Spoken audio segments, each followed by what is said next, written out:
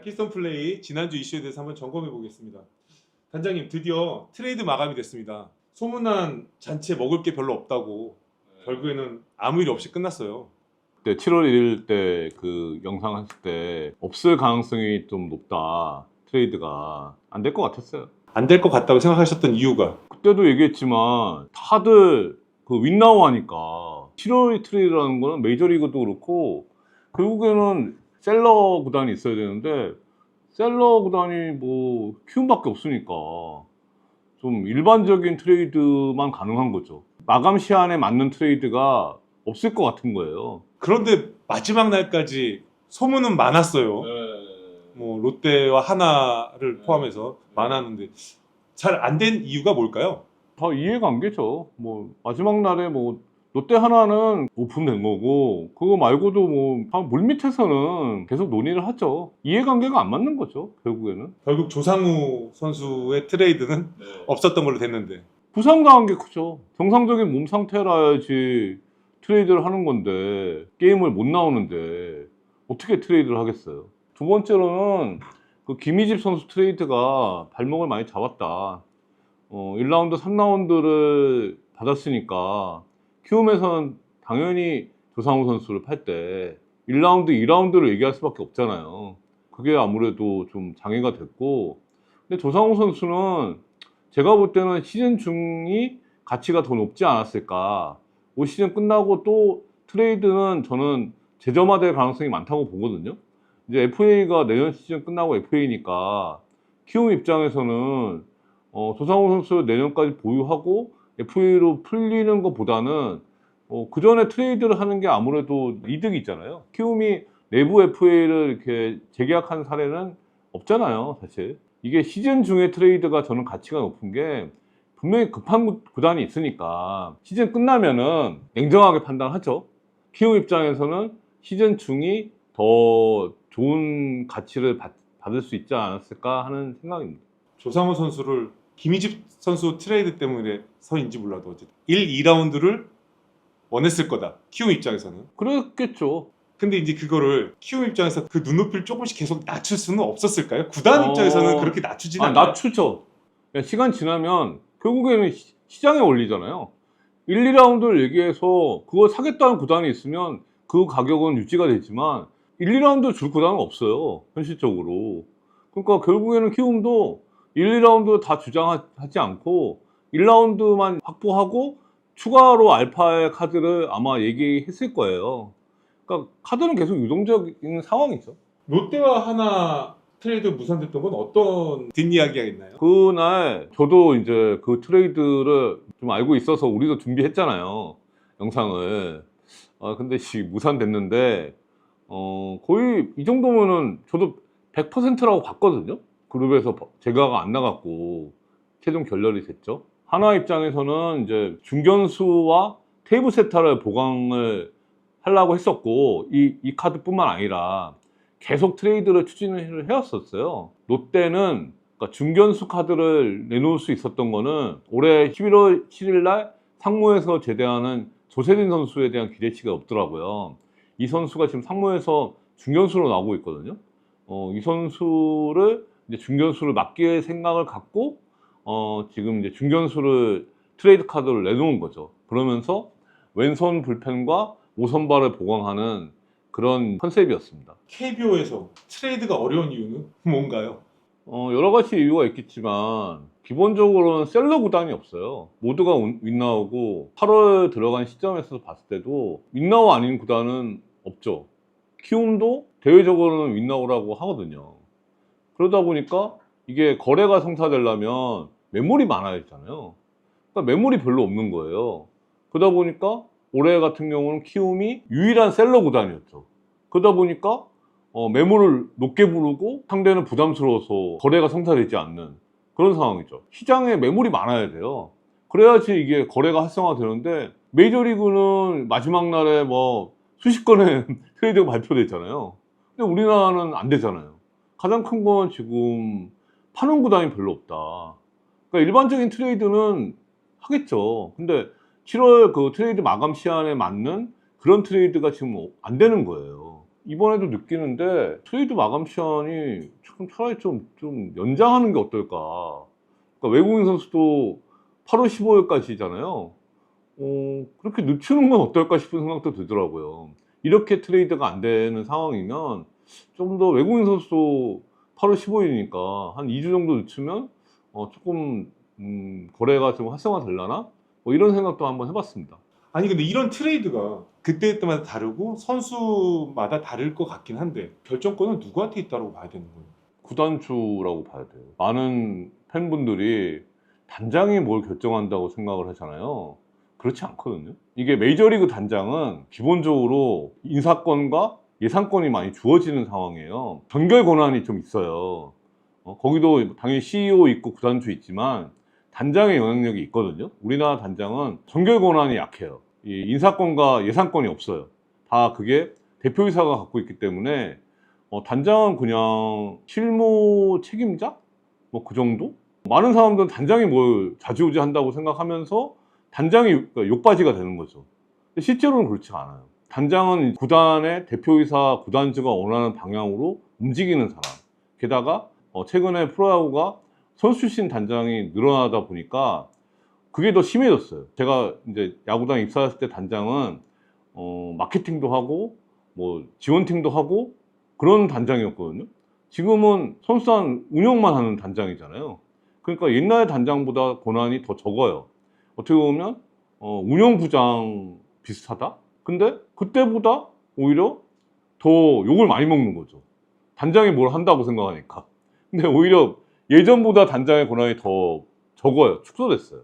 제가 볼 때는. 그러니까 흔히 팬들이 가장 잘 아는 구단주라 하면 SSG의 정용진 구단주일 텐데 SSG의 트레이드를 정용진 구단주가 최종적으로 결정을 한다라는 말씀이신 거잖아요. 모든 구단이 그래요. 그건 SSG만 그런 게 아니고 모든 구단이 구단주가 최종 재가를 해야 돼요. 구단주가 대표이사한테 권한 위임을 하진 않아요. 모든 트레이드는 다 구단주 결정에서까지 받아야 돼요. 가끔 이제 언론에서 나올 때 보면은 감독끼리 만나가지고 현장에서 뭐 이렇게 즉석으로 뭐 이렇게 트레이드가 됐다라고 어떤 그런 기사들이 가끔 봤었었는데 그렇지 않아요. 결국에는 감독들이 얘기를 하더라도 네. 최종적으로는 구단주 네. 수행자까지 뭐 감독들이 얘기해서 카드를 얘기할 수는 있지만 그냥 감독들이 얘기하는 거기서는 그냥 제안이죠. 그 구단에서 그걸 움직여야 되는 거예요. 네. 그리고 감독들은 자기 임기만 보잖아요. 이제 구단이 이제 장기적으로 그 결정과 판단을 해야죠. 이번에 트레이드가 뭐 마감 시간까지 뚜렷한 게 없었던 거는 지명권도 한몫을 한 것 같죠? 아니요, 반대죠. 지명권이 있었기 때문에 지명권 트레이드가 2021년부터 가능했기 때문에 그나마 트레이드가 조금 활성화됐어요. 근데 지금 그런 상황인데도 일부 구단들이 지명권 트레이드를 제한하는 움직임이 있었잖아요. 키움이 너무 상위 픽을 독식한다는 그런 것 때문에 지명권 트레이드를 제한하면 그만큼 트레이드가 더 위축되죠. 여기에 셀러리 캡 상한액이 또 20% 올라갔잖아요. 그러니까 올라간 것도 트레이드에 위축될 수 있다. 왜냐하면 메이저리그 같은 경우는 왜 7월 31일 날 트레이드가 많이 이루어지냐면 구단의 금액이 있잖아요. 그걸 이제 비워야 되거든요. 선수를. 그러다 보니까 이제 그런 트레이드가 있는 건데 우리나라는 이게 또 올라가니까 이 보험용 선수를 계속 보유하는 거예요. 사실 어느 정도 서른이 넘은 선수라고 치면은 투수든 야수든 그 팀에서 지금 1군을 못 뛰는 2군에 있는 선수면은 길을 열어줘야 되거든요. 근데 대부분의 경우에 이 보험용 선수로 갖고 있는 거죠. 그리고 이 선수가 다른 팀 가서 잘할 수도 있잖아요. 이 부메랑에 대한 두려움도 있고 그러다 보니까 전반적으로 이 보수적인 분위기가 좀 형성돼 있다고 보여집니다. 후반기 시작하고 삼성 라이온즈가 선발은 잘 던지는데 중간 개투진이 역전패를 많이 당했어요. 그래서 단장님께서는 삼성을 얘기하실 때 선발이 길게 가야 될 것 같다고 얘기하셨는데 정말 그렇게 되고 있습니다 지금. 네, 그러니까 이번 주가 좀 고무적이잖아요. 삼성이 지금 불펜이 이렇게 좀 거의 붕괴 비슷한 상황? 그건 전반기 막판에 이미 시작됐잖아요. 근데 후반기에도 그런 모습은 이어지고 있죠. 그 중심에 오승환 선수도 있고 김재윤 선수도 있는데요. 이 선수들이 드라마틱하게 구위가 올라올 것 같지는 않아요. 제가 볼 때. 구위가 올라오면 뭐 충분한 휴식이 필요할 수도 있는 건데 지금 그렇게 시간을 주기도 좀 어렵고 특히 김재훈 선수는 피홈런이 너무 많잖아요. 이게 마무리로 구회에 기용하는 게 부담스럽잖아요. 그러면 이 선수를 대체할 수 있는 다른 자원이 있느냐? 그것도 아니죠. 상무에서 제대한 김윤수 선수에 대한 기대가 있었지만 지금 2군 내려갔죠.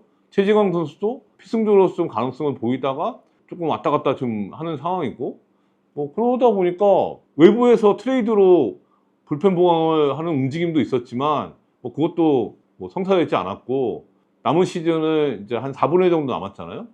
끌고 가야 되는데 불펜에서 드라마틱한 반전이 있기는 어렵다. 그러니까 이걸 인정해야 될 거라는 거죠. 인정하고 선발 야구를 해야 된다. 삼성이 이만큼 끌고 오는 것도 선발에서 좀 잘해주고 있잖아요. 외국인 투수 2명도 기대 이상으로 하고 있고 그 원태인 선수와 좌승현 선수가 3, 4선발로 잘해주고 있잖아요. 최근에 백정현 선수가 5선발 몫을 하고 있고 이 선발 야구가 이 정도 되는 팀이 별로 없잖아요. 리그에. 그러니까 이 선수들이 최소 6이닝 이상은 끌고 가야 된다. 어떻게 해서라도 7이닝 가까이 끌고 가야 돼요. 그래서 불펜이 8회 9회만 나오게 선발이 6이닝 이상 끌고 가면 이길 수 있는 거고 그 이하면 진다고 봐야 돼요. 이렇게 봐야 될 것 같고 결국에는 득점력이 그렇게 나쁘지 않고 그리고 올해는 홈런 마진도 플러스고 최근 경기도 이런 득점력이 좋았어요. 다득점으로 불펜 승부를 최소화하는 전략을 해야 된다. 짜내기 야구 할 게 아니고 그냥 공격 야구 해야 될 것 같아요. 뭐 1점 1점으로 지금 승부할 상황은 아닌 것 같아요. 그래서 이게 공격 야구 해야 된다. 그래서 저는 선발 야구 공격 야구로 이 불펜의 그런 어려움을 극복하는 전략을 하는 게 삼성의 살 길이라고 생각합니다. SSG의 에이스 김광현 선수가 요즘에 참 부진한 모습이 좀 뚜렷하게 보이는 것 같던데 우리 김광현 선수를 굉장히 아끼셨던 우리 단장님 어떻게 보시나요? 아무래도 세월을 얘기 안 할 수가 없잖아요. 이 선수가 88년생이니까 올해로 이제 36인데 적은 나이가 아니잖아요. 이 정도 나이면 사실 김광현 선수의 롤모델은 원래 이상훈 선수였잖아요. 그러니까 이상훈 선수처럼 어느 정도 시점의 나이가 되면 마무리 전환도 생각할 수 있는 상황이었거든요. 옛날부터. 근데 아직 뭐 마무리 얘기는 없잖아요. 불펜 전환 얘기는. 근데 지금 선발로는 계속 선발로 끌고 가려면 여러 가지 패턴 변화는 불가피할 것 같고 19구위가 아무래도 떨어졌더라고요. 슬라이더도 좀 덜 꺾이는 것 같고 그래서 최근에도 이승용 감독이 커브 구사율을 높여야 된다. 막상 저도 이렇게 구종별 이렇게 데이터를 보니까 커브 구사율이 낮은 것도 아니더라고요. 세인트루이스 때는 8.9%였는데 22년, 23년, 24년 뭐 12%, 11%, 13%면 적은 비율은 아니거든요. 체인지업도 뭐 적은 비율도 아니고 포심과 직구와 이제 슬라이더는 이제 거의 1대1이고 김광현 선수가 팀에 따라서 구종의 변화가 좀 크대요. 종합적으로 보면은 팀에 따라서 다른 패턴이 있는데 이 투구 패턴 변화는 이미 진행 중인 상황이라고 그러더라고요. 근데 올해 부진한 이유 중에 하나는 김광현 선수 종목은 다들 아다시피 슬라이더잖아요. 근데 슬라이더를 던진 게 볼 판정을 이제 과거에 비해서 많이 받는다는 거예요. 사람 주시면은 스트라이크 됐던 게 슬라이더가 2개를 거쳐야 되잖아요. ABS 존에. 근데 이게 이 김광현 선수는 폼이 내리꽂잖아요. 슬라이더는 이게 좀 횡으로 가는데 기아의 알드레드 같은 슬라이더면은 이렇게 던지니까 이게 스트라이크가 될 건데 김광현 슬라이더는 이렇게 던지니까 볼 판정이 나온다는 거예요. 손해를 본다. 그러니까 이런 측면도 있다고 하더라고요. 커브의 구사를 좀 높여야 된다. 그러니까 ABS는 커브가 스트라이크가 될 확률이 높잖아요. 아무래도 이게 상하로 중으로 떨어지니까. 그래서 이제 일리는 있는 것 같고 저는 내년이 좀 김광현 선수한테 상당히 중요한 시즌이 될 것 같고 지금 시즌 중에 뭐 패턴의 변화를 한다는 거는 쉽지 않고 김광현 선수가 되게 좀 스마트한 선수니까 올해 끝나고 본인이 어떤 변화를 분명히 할 겁니다. 그게 뭐가 될지는 모르겠지만 저는 이미 투구 패턴 변화는 이미 진행이 중인 것 같고 내년에 나이가 37세잖아요. 4년 계약의 또 마지막 해예요. 김광현 선수나 최정 선수나 다 공이 2028년 청라돔까지 뛰는 걸 목표로 하고 있거든요. 청라돔이 28년 개장이니까 그 나이면 딱 40세예요. 그러니까 이 나이에서 이제 뛰려면은 26년, 27년, 28년 최소한 3년 이상의 계약을 원할 거라는 거죠. 그러려면 내년에 어떤 좋은 모습을 보여야지 장기 계약이 좀 가능하지 않을까. 그러니까 내년에 본인도 다른 해보다 더 좀 준비를 많이 할 거라고 생각합니다. 김광현 선수는 몸이 빨리 풀리는 스타일인가요? 제가 알기로는 그냥 선발형 투수였던 거야. 마무리도 할 수 있어요. 마무리도 할 수 있는데 선발하고 불펜하고 놓고 당연히 선발이 위니까 선발을 계속 하는 거지.